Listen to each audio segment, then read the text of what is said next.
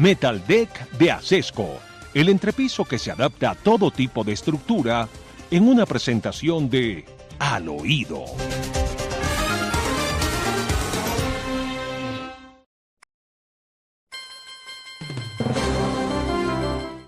Ayer durante una entrevista vea cómo es la política, ¿no? Roy Barreras siempre negó que quisiera ser candidato presidencial y que a él no le interesaba eso. Y inclusive hace no menos de un mes, desde Inglaterra, recuerden ustedes que este fue el embajador de Gustavo Petro, decía que él se iba a dedicar a escribir poesía, a escribir libros. Pues no, ya se perfila como candidato del petrismo, sin duda ninguna, pero a él le molesta que le digan petrista. Escuchemos este corto fragmento que le hacen en Blue Radio, en entrevista, y cómo responde el señor Roy Barreras. Con mucho respeto. Gustavo Petro se eligió con la bandera social, con la bandera de cumplir o de llevar a cabo unas reformas. No ha sido capaz de hacerlo. Y hay diferentes interpretaciones. Ustedes, los petristas, dirán que es porque la oposición no se los permite. Otros dirán que es porque no es un gobierno capaz de llegar a consensos, porque no le gusta ceder. ¿Por qué los colombianos tendrían que darles otros 4 años en el poder cuando han sido incapaces de sacar adelante vía consenso las reformas a las que se comprometieron? Bueno, primero, gracias por el epíteto, pero estoy seguro que si yo le dijera a usted, por ejemplo, duquista, usted diría yo no soy duquista. Yo soy un hombre independiente que votó por Duque en su momento. Entonces a mí no me diga petrista, ni me diga, no, a mí no me diga, pero a mí no, vea, primero, para empezar, no se... A mí no me diga petrista, dice Roy Barreras, pero recordemos, porque las redes sociales son implacables y todo está guardado. ¿Cómo celebraba Roy Barreras el triunfo de Gustavo Petro en el año 2022? Aquí, el día del triunfo, entra Gustavo Petro y Francia Márquez. Gracias Colombia, gracias jóvenes, mujeres, campesinos, trabajadores. El cambio llegó. Ahora la polarización pasó. La unidad, la reconciliación de Colombia. Trabajemos todos en eso. Gracias Colombia, se merecen el triunfo. Gracias, celebremos en paz.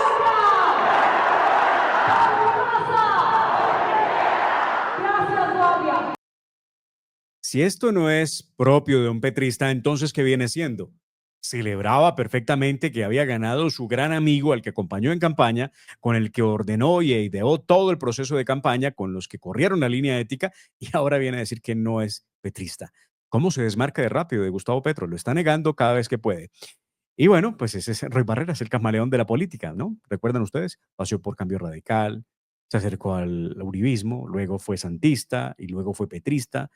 No sé si logró ser duquista, aunque por poco, y también seguramente habría sido duquista. Antonio Sanguino estuvo en audiencia en el proceso que se sigue en su contra. Escuchamos parte de esa audiencia. Antonio Sanguino es el ministro del Trabajo de Gustavo Petro. Sanguino, como Benedetti, tienen cuentas pendientes con la justicia. Aquí está parte de esa audiencia. Conclusión.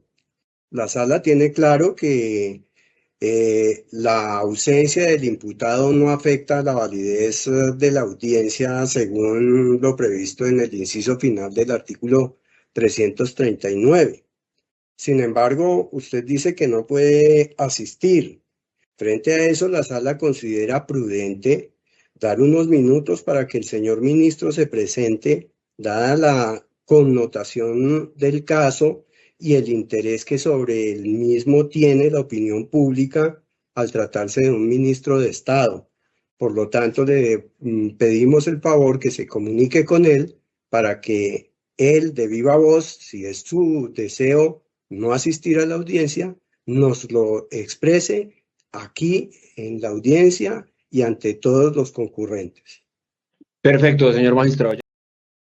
¿Qué fue lo que ocurrió? Antonio Sanguino no se presentó a la audiencia ante la Corte Suprema de Justicia y por eso ustedes escucharon a los magistrados solicitándole a Antonio Sanguino, los magistrados de la Sala de Primera Instancia de la Corte Suprema, que atienda los llamados que tiene por parte de la rama judicial.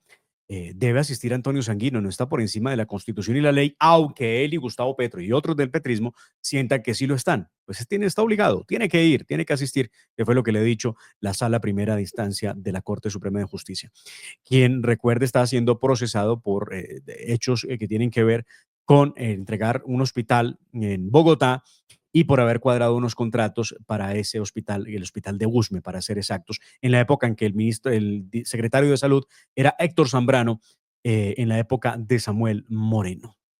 Vamos a otros hechos que les cuento al oído. Había empezado con el tema de Armando Benedetti. ¿Qué respondió Armando Benedetti entonces cuando le preguntaron si lo que quería su gobierno era ir a una asamblea constituyente? Aquí lo tenemos. No, eso está descartado y lo que vamos es por la consulta y por los derechos de los trabajadores.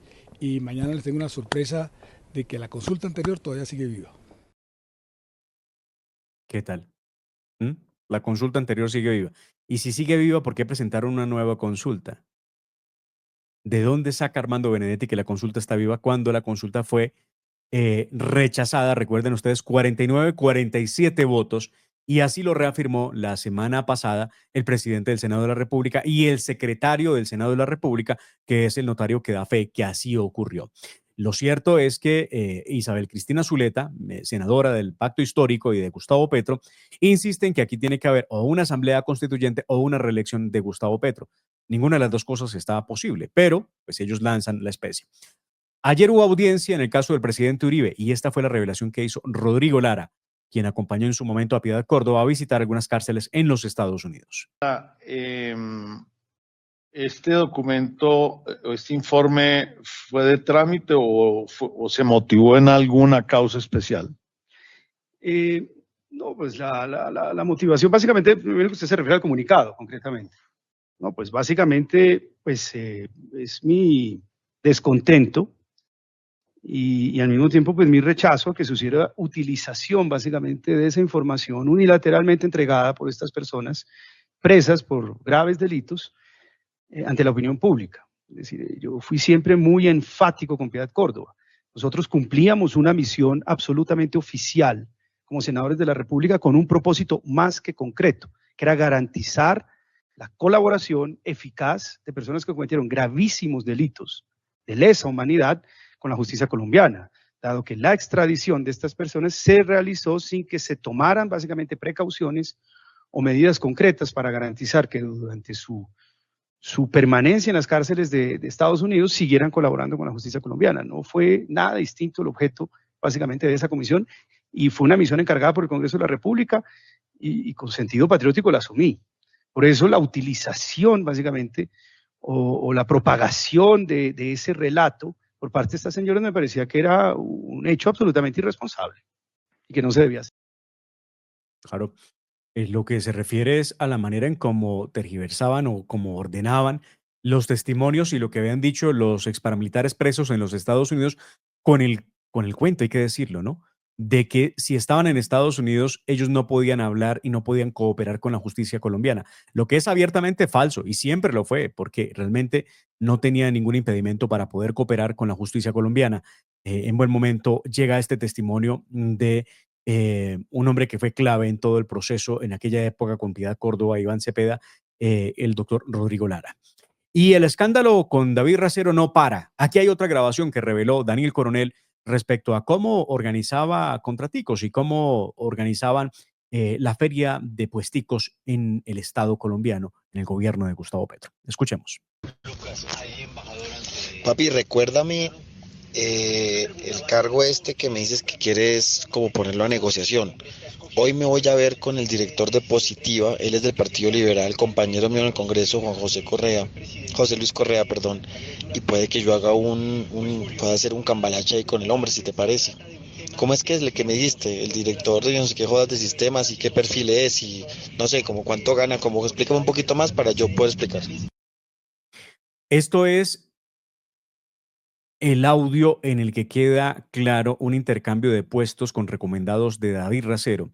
Habla con el entonces director de Colombia Compra Eficiente, Stalin Ballesteros, sobre el canje de unos puestos, la vicepresidencia de la aseguradora estatal por la subdirección de la Agencia de Contratación Pública, Colombia Compra Eficiente. Este es David Racero, uno de los principales escuderos de Gustavo Petro en el Congreso de la República. De esta forma vamos terminando nuestra emisión de La Hora de la Verdad, no sin antes agradecerles infinitamente por todos sus comentarios, por participar con nosotros y les vamos a tener una sorpresa. Queremos que ustedes puedan tener voz al aire en La Hora de la Verdad. Vamos a ver si lo logramos para este viernes, así que prepárense.